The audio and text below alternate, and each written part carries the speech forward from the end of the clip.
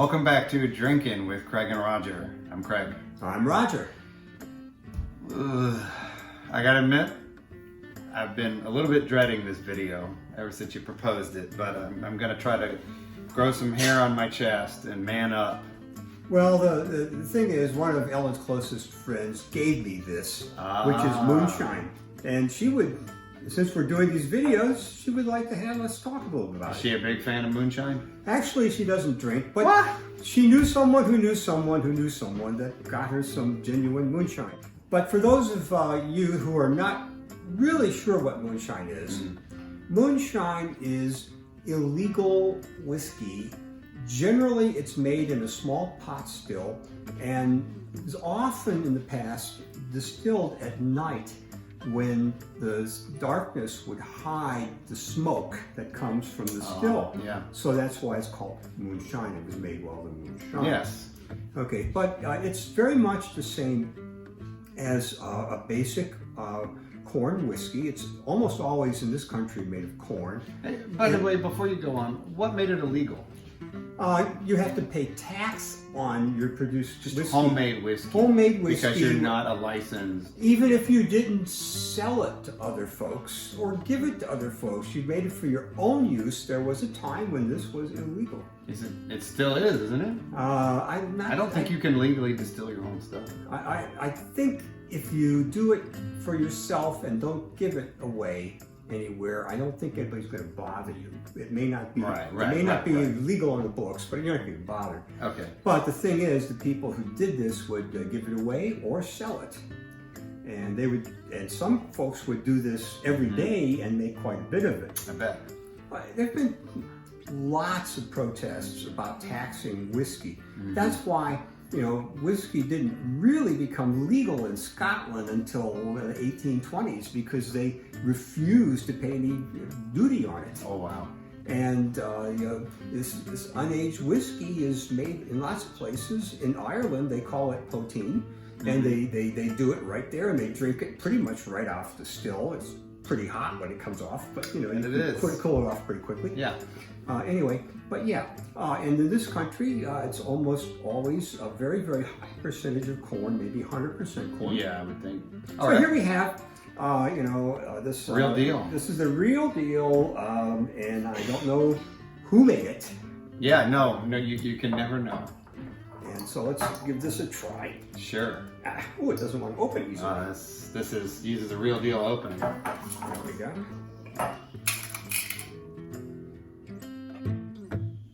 Yeah. Huh. We're gonna give it the proper Glencairn treatment. Yeah, I can smell the youth in it, and I can smell the corn. Pretty remarkably smooth of a smell for an unaged whiskey, so that's good. Cheers. Wow. That's impressive. I don't know its proof, but it's very nice. Yeah, it doesn't taste super high proof. I mean, the initial flavor is almost like water. Like it goes really easily. And it has a little bit of a burn. Not that much. By the way, I'll attempt this. When I would watch a thing about moonshine and whiskey in general, they showed one way that they would tell the proof is by shaking it up and seeing how fast the bubbles disappear inside of it. Okay. So the faster they disappear, the higher the proof. Slower it disappears, the lower the proof. So this might help us because I think it's a little lower proof. You think? Okay, go.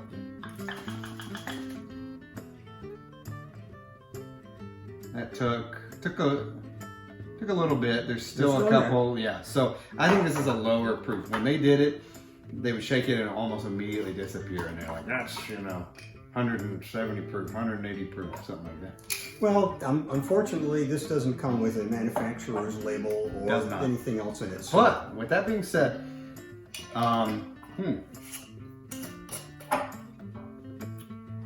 sweet, with just a little bit of spiciness, and actually my second sip, I got almost no spiciness. This is impressive. It's very nice. It's sweet. I think it's a large part due to the skill of the person who made it and how much water they put in it to bring it down. Or maybe it's just a single distillation, which usually is somewhere around 40 to 45%. Like 80, 90% the first time. Oh, you distill it the second time, then it gets up to 130. Yeah, maybe it's just a first run. Now, how does this rank on other real deal moonshines you've had over the years? I can't remember anymore. Probably because when you drink it, you black out. And we have another real anonymous moonshine here, but it's been doctored. It's been flavored with blackberries. Yes, I got this also from the source. I have no idea, but when I was working in Savannah, Georgia, on the horrible, horrible film Baywatch, one of the Teamsters that I work with offered me a jar of this. It was going around and people were loving it, and I said, okay, I'll take it. And I actually had a choice between two, and this was the better flavor. Since it's dark, let's use a different Yeah, glass. I agree. I don't think we need to take quite the same level of serious analysis. So if the first one wasn't sweet enough for you, and it is sweet for a whiskey, oh boy, for plenty. Interesting. It smells like Play-Doh. Now this is like 6 years old, but you think it's fine. Well, Maybe we should have shook it up to get the flavoring in there more. we can do this. All right. It doesn't need a lot of flavoring. What do you think about the smell? Well, as I said, Play-Doh, wallpaper cleaner. When I was little, you could buy this stuff and you open up this big can. You had this thing of the dough. You rubbed it on the wallpaper in the springtime to get rid of all the stuff that the coal-fired furnace put on the walls. And that's what it reminds you of. Yeah. All good stuff. All right. Well, here we go. I hope it's still okay. Well, What do you think? I can smell the berries and taste the berries, but there's something else. There's some sort of underlying thing. That is remarkably smooth and easy to drink. You would almost be hard pressed to tell there was alcohol in it, but I know for a fact there is significant alcohol in it. It tastes, can put a hurting on it. besides the blackberries, it tastes nutty to me. It has some kind of a different thing, and I'm not 100% sure it was there at the time when I got it, but there's something else there. Well, But this is, if you're gonna go to a barn dance or whatever and pair it up, like, this will go down easy. The flavored moonshines are very popular with ladies as well. and we have a couple of other things here. Yeah. This has been around for a long time.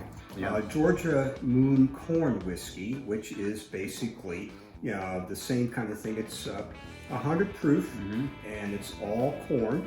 Yeah. And there's a lot of this kind of whiskey being sold legally, so you can't call it moonshine. Yeah, this is legal moonshine. But if you drive around, you must have seen numerous signs for craft, distilleries.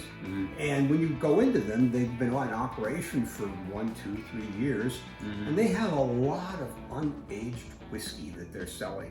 And a lot of it is flavored like that, because it's more palatable to a lot of folks than just the straight whiskey. But at any rate, we have 2 legal ones here. So, and this is a Georgia Moon, which has been around for a very long time. In college, me you're gonna and my tell her about this. girlfriend Okay. and my roommates said, hey, we should make white Russians. Only problem is we didn't have any of the ingredients on hand of a white Russian. So we said, okay, instead of vodka, well, we have Georgia Moon. Let's use Georgia Moon. And we didn't have Kahlua, but we had chocolate syrup. And I think we added some milk or something. I can't I believe think you're we gonna... used milk and chocolate syrup and Georgia Moon. And we called it a brown hillbilly. And it lives in infamy to this day. I can't believe you're going to leave this in the cut. So. Oh, I will leave it in the cut. It's staying in the cut. All right. Well, here's the 100 proof Georgia. Which is notably the base ingredient in the famous Brown Hillbilly. Yeah, I don't smell a lot of youth on it. No, a lot of. Now it does say it's less than 30 days old, so I don't know. I guess it had a little bit of time in something. Not much. But the smell is more sophisticated than the real deal. Like you get way more corn on this one. Wow, like water. Wow. Why is it so much like water? It's 100 proof. It's like That's water. unbelievable for 100 proof. It has a little off-putting finish to it. Yeah, and so How old corn. is this? Oh, it's got to be at least a decade, probably more than Oh, that's why it's turned to water. two. Well, you know, we have to give this a little bit of leeway.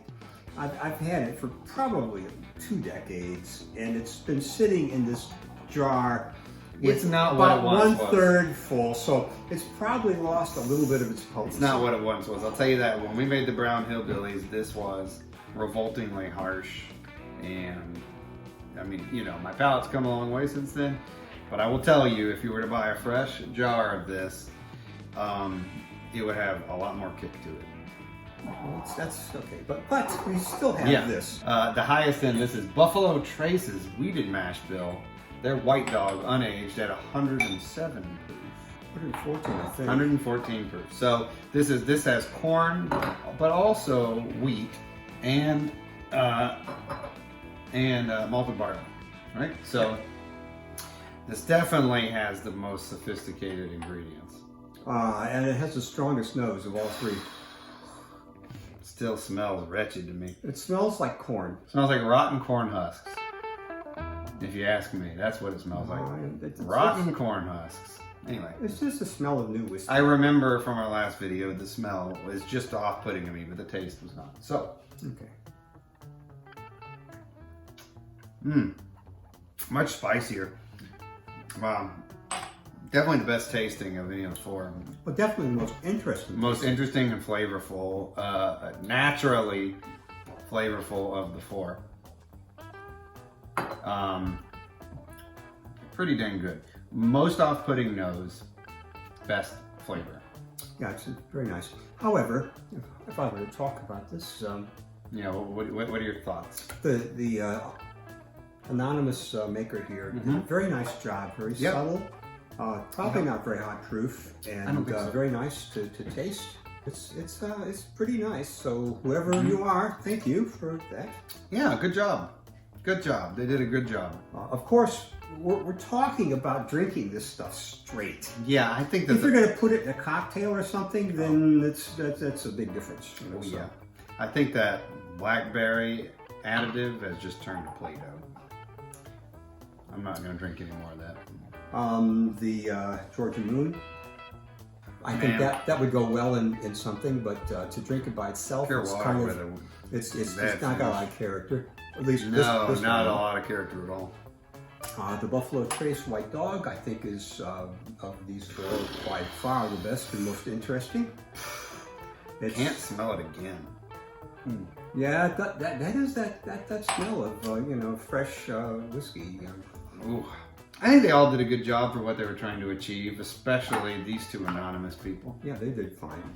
You know, but I'm not going to be in any hurry whatsoever to seek out more moonshine or unaged spirits. I've had enough to last me for a while, I think.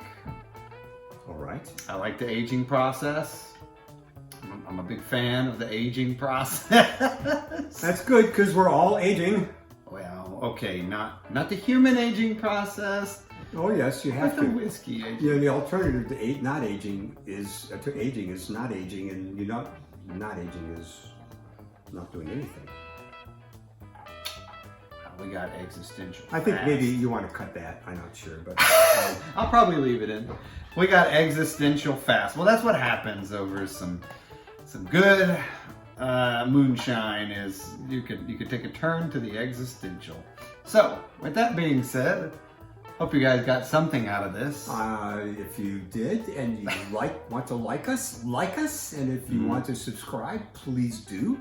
If you have questions or comments or something you would like us to review, just send us a message, and we don't check it every day, but we will get to it and answer you in a pretty short time. So until then, Yeah. cheers. Cheers.